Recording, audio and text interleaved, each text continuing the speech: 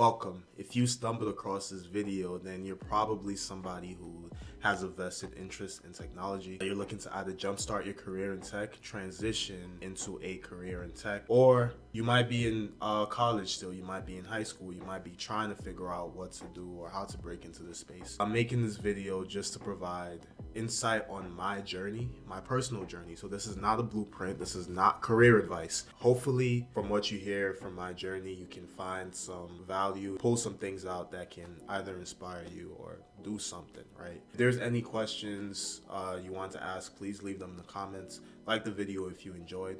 And yeah, let's get into it. Who am I and why should you even listen to me? Great question. My name is Mo. I primarily make lifestyle content on this channel, such as vlogs, fitness, just day in the lives, and a little bit of tech. Tech is what I do, it's not who I am, so this channel encompasses who I am as a person. I'm currently working as a cloud infrastructure architect at Amazon Web Services. I've been doing that for the last 2 years, and I'm also 10 times certified in cloud certifications and some other miscellaneous certifications, but that's a discussion for another time.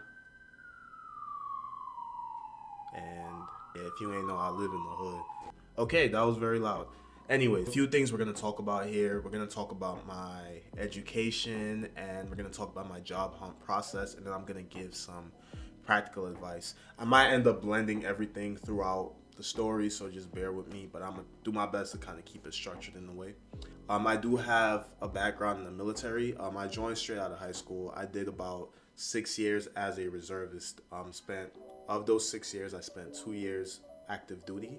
And my job within the military was a cyber network operator, and this was actually my first introduction into the world of technology. I went to school for a year in 29 Palms, California, where I studied strictly networking and system administration. And at the time, this wasn't something that I had like a vested interest in. My plan wasn't to pursue a full blown out career in technology. If you would have told me I would be where I am today, you would be on your own. It's just a hand that was dealt, so I rolled with it. I started, garnering small interest in the field of tech.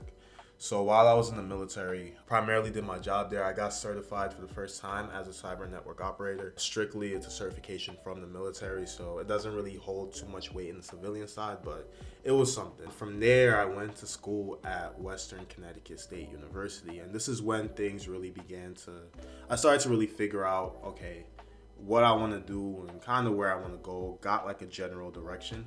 I was studying management information systems. That was the degree I was going for, and it's sort of a blend between business and technology. Not too heavy on either side, but kind of like harmony between the two. I was primarily learning things about like SQL, database management, and how it incorporates into the business world. I was there for about 2 years, and this was the first time I attained my first certification, which is CompTIA Security Plus. And this is kind of what geared me towards the field of security.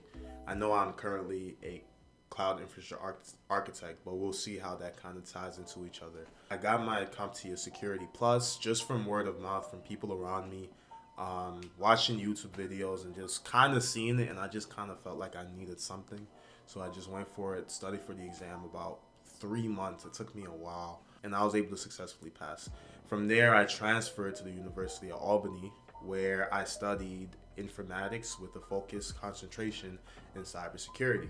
Now, this is where things started to take off for me, right? Because I became really ingrained into the field of technology. I started to hear things about the cloud and started to garner a little bit of interest myself. So while I was at the University of Albany for my junior and senior year, I ended up getting another job as a application packaging tester. At the time, this was going towards the end of my junior year, and I didn't want to be an application packaging tester, but this is going to be advice one that I give. I just knew I had to break into the field one way or another. And if I wanted a job straight out of college, I knew I needed some experience outside of the military, right? Like the military experience was cool, but that more so spoke to my soft skills, my leadership skills, how I manage people, because the technologies was not as relevant.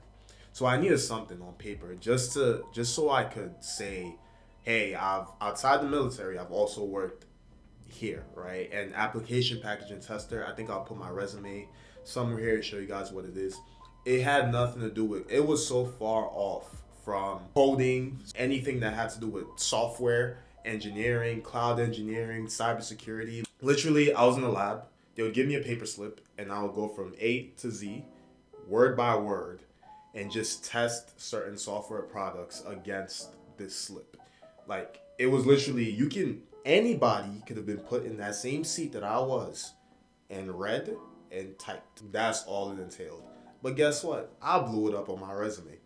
So I'm gonna put that here too for you to see. I met a lot of people during that period that were way ahead of me in their careers. I would just inquire about sort of what I should do, right? Like, I'm very junior in my career and I'm trying to figure out what's the best path to get me the most money and just what's really relevant now. Let me just hear things so I can finally find out what I enjoy and what I want to niche on. And while I was there, I learned about AWS, and that was when I went for my first certification, which was the AWS Solutions Architect Associate. So now I have 2-3 certifications under my belt. I have the civilian experience, and I have that military experience, which I'm leveraging. Oh, it's really bright. But another thing I want to note here, which is advice too, is I really leveraged every single, like, whether it was relevant or irrelevant to the job, I tailored it to fit where I wanted to go. Right, so when I was applying for an application packaging tester position, I really played into my soft skills from the military and the little bit of tech skills that I garnered from there as well to get that position. And while I was there in my application packaging testing position, I was already plotting to leave. I'm so mad my camera died. I knew where I wanted to go, and that was just a stepping stone for where I wanted to be. So during the last few months of my senior year in college, I began to apply to positions in New York City and Jersey City. One, because it's high paying, of course. And then two, because that's where I wanted to be for the early stages of my career. And the positions that I were applying to were, it was incremental steps I was looking to take. So something a little bit more than an application packaging tester. But at the time, I still didn't know what exactly the position was that I wanted to do. But I knew for sure, because I attained my AWS Solutions Architect Associate, that I wanted to be near or interacting with the cloud. So whatever position I was going for, I was willing to be flexible, but a caveat to it was that, does your company run on the cloud? Okay, what cloud platform do you primarily use? And the answer had to be AWS. And lo and behold, that's what came my way. After numerous applications, I was able to get a system administration position at a fintech in Manhattan. And while I was there as a systems administrator, again, a few caveats that I had, non-negotiables, was, is there a cloud team? Because I knew as long as there was a cloud team, I can find my way there to finally end up where I want to actually be. When I got there, I spent about 1.5 years there. Every opportunity that came my way, literally 3 months into the job, I was like, hey, what's the cloud team doing? Like, let me hop in there real quick. Like, let me see what they have going on, what projects do they have doing. I was such a pest about their job that they had no choice but to allow me. Even if it was shoulder serve some of their projects, I would. But at some point, I was able to start helping them with a little bit of development here and there. I was able to start doing personal projects because I was becoming more confident in utilizing these services and in coding. And I started to learn those skills that would make me attainable for that cloud engineering position, whatever it might be. The plan was never AWS, right? It was just to attain the skills that I need to work in the cloud. While I was doing that, I was also continuously learning. I think I attained 3 more certifications specific to AWS. So it was all the associate ones. I'll paste them somewhere here.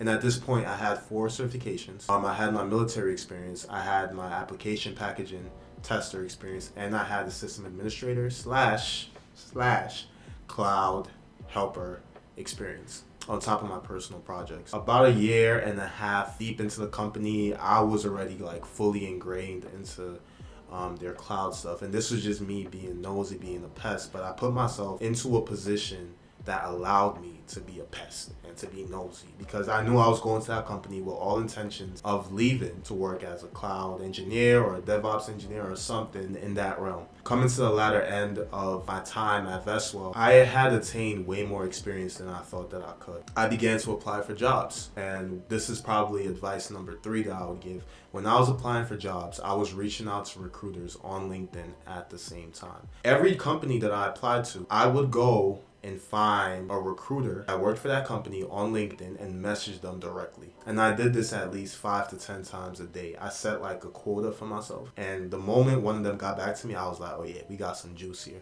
So I kept rolling with that, and eventually I found a position for AWS Cloud Infrastructure Architect. It's a junior position, but I applied to that position, messaged the recruiter, she got back to me, and all I needed was an interview. I knew if I got an interview, I could speak about these things like I was a subject matter expert. I really ingrained myself within the last 1.5 to 2 years in this topic. Yeah, from there, the story writes itself. That's how I ended up where I am today as a CIA for AWS. That was the journey, and I think a few things to take out of it was 1, flexibility, 2, persistence, and 3, just remaining adaptable. Like every situation that I found myself in, I found a way to adapt that situation to my benefit. Not necessarily me adapting to the situation, but taking the situation for what it is and using it to my benefit. And that was my military experience, the soft skills, my time as an app tester. Anything that I learned in college, I was relevant, bolstered my resume with it. And I just kept doing these things till the opportunity presented itself. I felt ready. That was pretty much my journey. I'm not giving career advice. Of course, some luck went into this. I don't think it is a blueprint by any means, but hopefully if it gave you some insight, if it gave you some clarity, please let me know. If you want to see more videos, let me know as well. Aside from that, if you enjoyed hearing this, please leave a like, leave a comment, and check out one of my other lifestyle videos. I don't know how much of these videos I'm going to be doing, but if it helped you, again, let me know. Thank you for your time. I really appreciate it. Peace.